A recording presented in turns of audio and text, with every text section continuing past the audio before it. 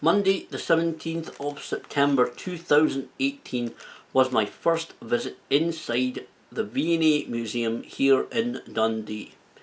It's just opened. It opened actually on the 15th of September, but that was the first day that it was open to members of the general public without the previously allocated or balloted tickets. Before I talk about my really initial impressions of the V&A, because there was only really one visit, although I went in there twice. First of all, I want to say the V&A Museum has had a lot of press and media coverage recently, obviously because it's now it's been opening, so it's had a lot of press and media coverage. This is not really me jumping on the bandwagon of that. This is a video that I've wanted to do for quite some time. I'm born and raised and still live in Dundee, and so I've seen this whole situation progress from the idea being mooted of such a V&A type museum to the design, different building designs, to obviously the construction of the V&A over the last couple of years. So this is a video that I wanted to do for quite some time. And I will put up photos during this video so you can see what I'm talking about as I go through. I may very well, in the next while, put up a separate video. I most likely will. I think I will. I think I am going to do that. Just showing photos with some music over it of some of the photographs of some of the exhibits in the V&A Museum. So I do want to talk about my visit. I'm not going to talk about the buildings nearby or people's thoughts on it or all the controversies or comments or whatever about the V&A Museum. I just simply in this video want to talk about my own visit. And this is initial impressions, not a complete review, because I kind of was in camera mode, photographer mode. I've taken some of the photographs, so that's why I wanted to kind of make it really first impressions. Going into the V&A Museum, well, when I was there on Monday, as it was the first day open to the general public, they expected a huge amount of people, and certainly over the day they had tremendous amounts of people. And so there was queue systems in place. Outside I only ended up waiting because I went down there about just before 11 AM. I think the museum is open most days, I think 10 AM to 5 PM. Check their website on Facebook page for the details. But generally I think it's 10 AM to 5 PM. So they were expecting a lot of people, and I went down there about 11 AM, and there's already quite a few people there, and so they had a bit of a queue system in place, but I only waited a couple of minutes to get in. Once you get in, it is actually rather spacious. It's difficult to tell with these buildings, the way the V&A is, of whether it'll be a bit cramped, whether it won't be, but it's actually quite spacious. Even with the amount of people in there milling about, sitting about onto the benches, some of the areas, obviously people standing about, looking at it, or sort of quite a few people with cameras as well. And I'll talk about photography and everything at the end, near the end of the video. But it was really spacious. Not a huge amount of natural light. There's quite a few windows and the wooden kind of tile areas that you can see. But not a huge amount of natural light. It was a bit of a dull day anyway. I don't know whether they would be able to adjust the amount of artificial lighting as kind of saying that it comes to the summer. Maybe the sun's stronger. Maybe the angles are different for the sun as well, obviously. I don't know whether they'll be able to adjust the lighting. That might be a good idea. But whether they can do it, I don't know. But look, it's actually very spacious. When you go in on the far side, on the far side there is a very diagonal kind of staircase. It goes diagonal and then down a little bit. It kind of turns around a bit. It's not really steep. It's quite in a couple of different sections. So it's not really steep or a lot of little steps. On the accessibility side of things, just to throw it in, there is an actual lift. I did think about trying the lift, but the couple of times that I was going to, there was a few wheelchair users and people with them that were going to use the lift, so I didn't get the opportunity, so I'll just leave it the lift to those who were actually needing it more than I. But there is a couple of I think at least one point in the stairs where there's a bench where you can sit down if you're don't feel that you can manage the stairs in one go. I think there's at least one or two almost little landing areas where you can sit down or catch your breath if need be. The museum is split into those two levels. I was a little bit surprised there was no really exhibition space in the lower level. There's a small coffee bar thing, and I think there's 3 restaurants or 3 places, 3 eateries in total inside the V&A. One of them is the restaurant on the upper level, which is actually right next to a great building where I could have got a great photograph of looking down on the RRS Discovery, but unfortunately people sitting right at those tables right along at the glass partition next to the window, so I didn't get that opportunity. I saw somebody take that photograph on one of the preview days, and I thought that looked really cool, but obviously I couldn't disturb people sitting there. Once you are up onto the main section, there is a little bit of exhibitions in kind of the mid-floor space. There is 2 main galleries in the V&A, both on the upper level. There's the design gallery, and there's I don't know whether there's an official name for it, but just call it for now the changing exhibition gallery. There was a queue system in place for both of them. I'll talk about the Ocean Liners Speed and Style exhibition momentarily. The design gallery has got quite a few things. There's models of ships. There's the bandstand, and that is also very famous in Dundee.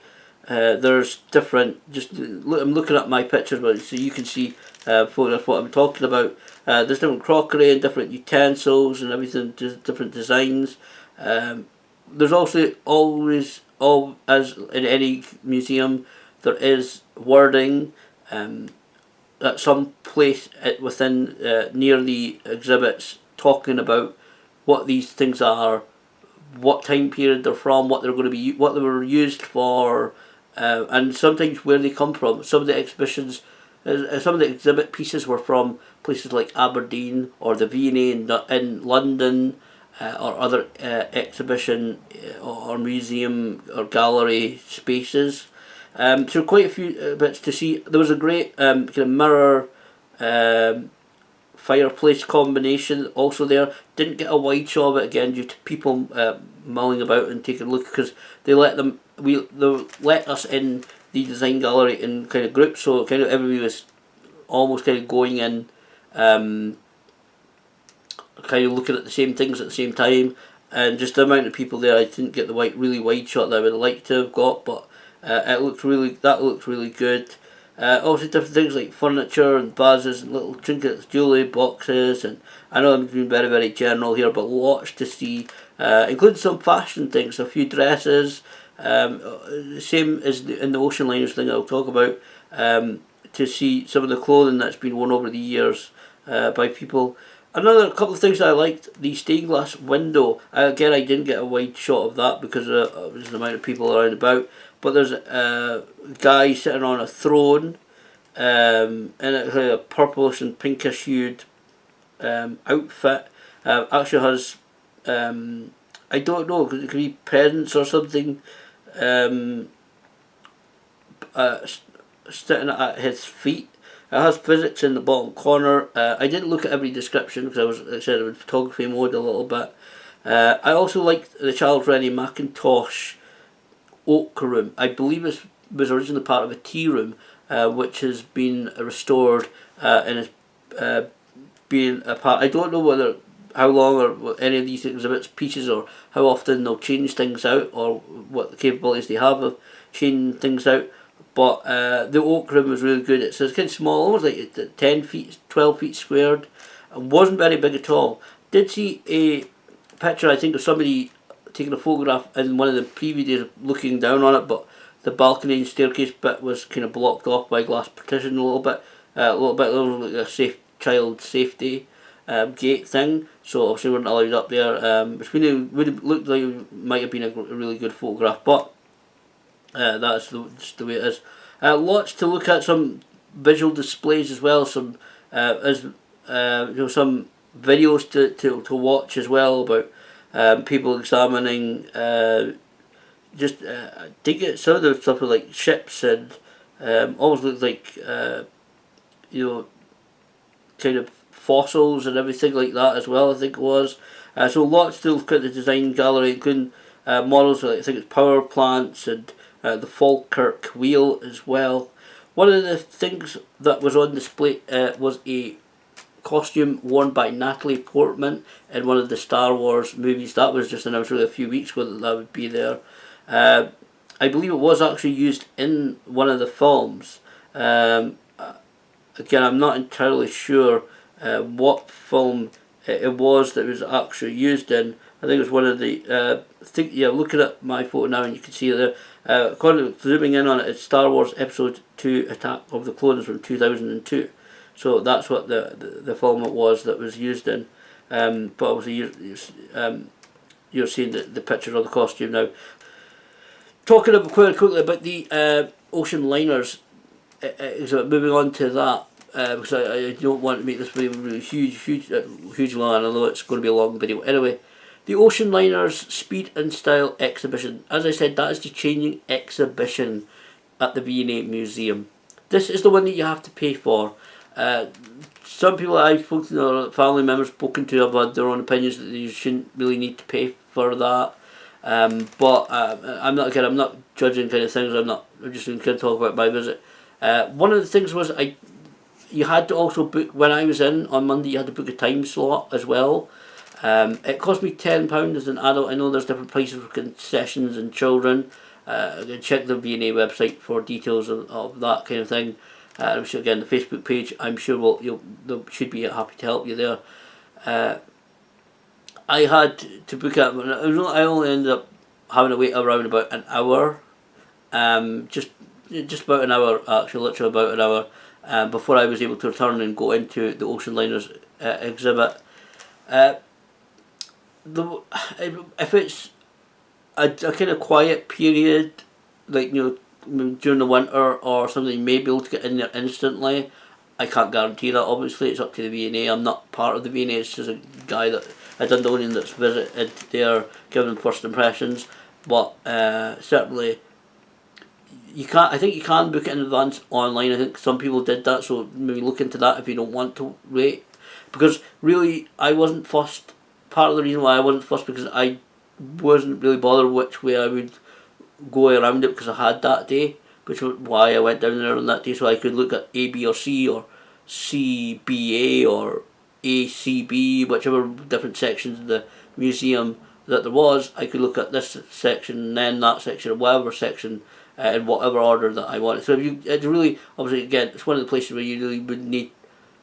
I kind of rushed it a little bit, I think, still. Walking around, so it's somewhere I think you could absolutely take your time and spend a few hours walking about the different galleries. In each gallery, the design gallery and the Ocean Liner Speed and Style exhibition space had about 4 or 5 rooms or separate areas that you could look at different exhibits in. So looking at the Ocean Liner Speed and Style, lots to look at in there. Obviously, talking about the history of ocean liners, lots of the trinkets and things to look at in there, taken from this. A lot of it was like obviously from the 18th, 19th century, where like certainly ocean liners and that were the premier way of travelling. You couldn't just get on an airplane and be, say, in the United States in 6 or 7, 8 hours. You had to get on. Even some of them were advertising the quickest crossing ever. I'm sure it was to the United States, to something like, it was around about New York, 3.5 days. And they were saying how speedy. I think one advertisement or poster thing that I looked at, I was saying that, I don't think I have a picture of it, but I was saying how fast, how rapid that is. You can be in the United States in only 3.5 days. So lots of different advertisement things going. Lots of stuff, especially for those likes of the Cunard line, which was one of the big ocean liners. Those things also from the Queen Mary. Again, lots of advertisements from different lines and different ships and different routes as well. Trying to advertise, trying to get people to book on their ship, on their ocean liners. One of the things I also really liked was a painting taken from a German naval ship. It's a picture. Now this is art. Before anybody complains, this is art. It's two children sitting on a horse each. A gentleman, it looks like, holding the reins in one hand, and the other holding a trident and a flag. This was taken, like I said, from, I can't remember, like, I want to say Schubert, but I don't think it's quite right. It's still a German naval ship. It's supposed to indicate the superiority of German naval forces. So lots to see in that, in the separate different areas. Lots of different pieces, crockery, and travel cases, and again, lots of different fashion bits to look at as well. There's also a few different screens in this area as well, showed a couple of different things. There come advertisement things. There was women going around a ocean liner, looked like around about the 1920s. I didn't catch a date on it, whether there was a date on it. There was like a short clip that kept repeating of her walking around a ship, wearing several different, what must have been obviously the height of fashion at that point, around about 1980s, that you would wear on an ocean liner. So that was it. Lots to see in there. Again, lots of different uniforms as well. There's what I think Americans call a bellhop uniform. I'm not sure what exactly the name of it. The UK name would be like a kind of a busboy kind of to carry your luggage kind of uniform as well. Lots to see in that area as well. So I'm going to, after the actually before you exit the Ocean Liners exhibit, there's one thing that I thought was really good is that there's a kind of little bit of a cinematic area. I just stayed because all the seats were pretty much taken, but there was a bit where they have a screen just as before you go out, and they were showing a few clips from different films, including Titanic. You didn't see anything obviously at the end, unfortunately, because it cut off. Thought, oh great, we're going to see Leonardo DiCaprio and I think it's Kate Winslet. The end of their adventure on the Titanic. It's them when they're in the ocean climbing on the door or whatever it is that they clamber onto. It cuts off, but it's just a few clips of different parts of films that are situated or have a ship or boat involved in them. Mostly ships, ocean liners, that type of thing. More like in historic dramas or historic films or so forth. I had a few clips from different films being shown that you could sit and watch a few minutes of. That was probably something on a loop. Speaking of the building, once you exit, you can look around. I said I wasn't bothered how I looked around. There is a couple of terraces you could look around. You could see the view over the River Tay, or as I said, I think I said earlier, over the RRS Discovery, and kind of going down towards the Tay rail bridge as well. So I took a couple of photos of that. It's worth going there to see the view. Obviously on a really warm, really good summer's day, the view would be spectacular. I got some decent photographs this summer of the Tay, especially that one I really loved with the penguin parade statues, the builder. I really like that one. That wasn't even long exposure. That was just a photograph I took of the river is just really reflective at that point. It looks really good. It's one of my favourite photos that I've taken this year, I think. So you could go. I recommend just going out in the two different terraces on each side and just look at the view, especially on a warm summer's day. I hope it will look really good, and hopefully people will think so. So I don't want to make this video too long. So I'll kind of start wrapping up now a little bit. So firstly, the photography side of things. Photography was welcome, as you can see in the V&A Museum. No flash photography, as flash, I don't understand the physics of it, but it can damage some of the exhibits. So I don't know, maybe it's something to do with the strong light that flash provides, and the effects on the materials and something. I don't understand it completely, but they don't allow flash photography. So a couple of people did that, and a couple of people got away with it. because the tenants were helping somebody else or weren't looking at that. But so a couple of people were told, ask, don't use flash. No problem, no flash, no problem for me, because the Sony A7 III that I use doesn't have flash. So I'm not really bothered about if somebody says, oh, please don't use any flash, because you understand it's their building. It's I had no problem with it really. What else could I say? Like I said, I was a little bit disappointed there was no exhibition space really on the bottom floor.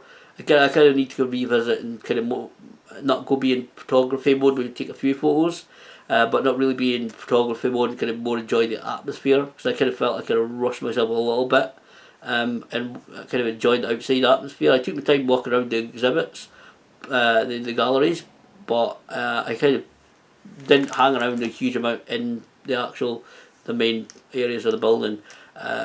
The staff were nice and friendly. I had a couple of inquiries, a couple of questions, and a couple of ladies that I talked to, and a couple of gentlemen older gentlemen that I talked to, seemed very pleasant, very helpful. That I spoke to was very busy as well, because I said a couple of them, I think I said earlier, but a couple of them were obviously kind of watching people, make sure they were alright, and kind of being attendants in that area, but they're also kind of welcoming people and thanking them for coming to see the V&A on that day. So they were also very, very busy at the same time, but the staff seemed very friendly. Nice and clean and tidy. Didn't use the facilities. Really no need to go, so I didn't use the toilet facilities. Some people say they can judge like restaurants and cafes on their toilets because if they're not clean, and possibly the kitchens are not, but I didn't use them. The toilets are actually, I should have said, toilets are on both floors, so if you go up the lift, you don't need to I'm not sure about whether there's about changing facilities and disabled access facilities, but I believe that certainly there's that kind of stuff there. I just didn't go looking for it because I'm obviously not in that situation, that I need it myself, but I'm sure again the staff should be more than happy to help you on that. But overall I enjoyed my visit to the V&A. It was good. I said I need to go back and take in the atmosphere, have a more kind of look round properly in my own eyes to the building. But I enjoyed the visit. I really hope the V&A turns out to be successful.